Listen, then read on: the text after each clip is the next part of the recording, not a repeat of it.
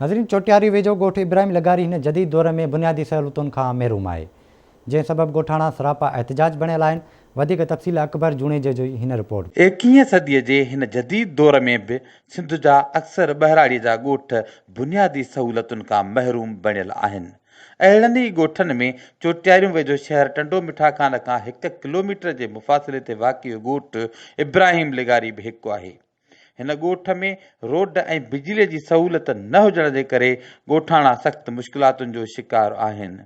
रस्तो वारीअ वारो हुजण जे करे ॻोठाणनि खे रोज़मर्रा जी ज़िंदगीअ जे कमकार जे लाइ शहर ॾांहुं अच वञ में तकलीफ़ जो मुंहुं ॾिसणो थो पवे ऐं ट्रांसफार्मर परे हुजण जे करे बिजलीअ जी सहूलियत बि मुयसरु न आहे।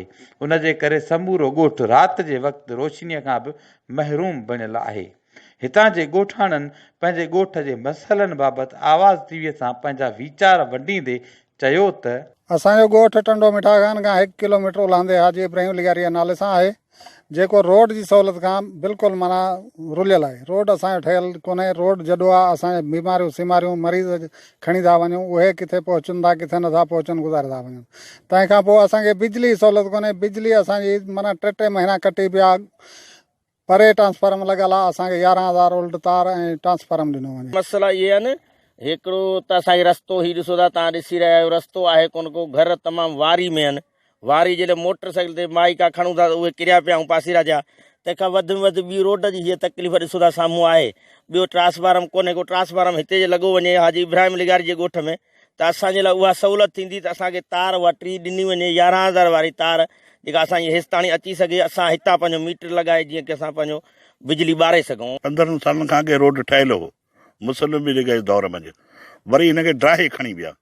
हाणे रोड कोन्हे, रस्तो कोन्हे, लाइट कान्हे, लाइट कची तार आहे, लाइट ट्रांसफार्मर मथे लॻो पियो आहे, मथियां बिल नथा ॾियनि त असांजी 4-4 महीना लाइट कटी पई आहे। ही वार नारा महिरबानी करे असांखे रोड ठाराए ॾिना वञनि साईं। ट्रांसफार्मर मिलियो वञे ऐं बिजली लाइन सुठी हुजे ऐं रोड थोरो अॻिते ॾिनो वञे। या रोड खां बिना तकलीफ़ घणी आहे, वारी आहे न, नथो काशे पहुचे नथी, नथा खणी सघूं। रोड मिले त काशे पहुचाए सघूं, अटो ॿियो सभु बीमारी सीमारी। ॻोठ इब्राहिम लिगारीअ जे ॻोठाणनि जा वीचार तव्हां ॿुधा। ज़रूरत उन ई ॻाल्हि जी आहे त सिंध हुकूमत ऐं चूंडियल नुमाइंदनि खे घुर्जे त हिन ॻोठ जे रोड ऐं बिजली समेत मुख़्तलिफ़ मसइलनि खे हल कयो वञे। कैमरामैन शाहनवाज़ कुंभर सां गॾु अली अकबर जूणे जो आवाज़ टीवी न्यूज़ चोटियारियूं।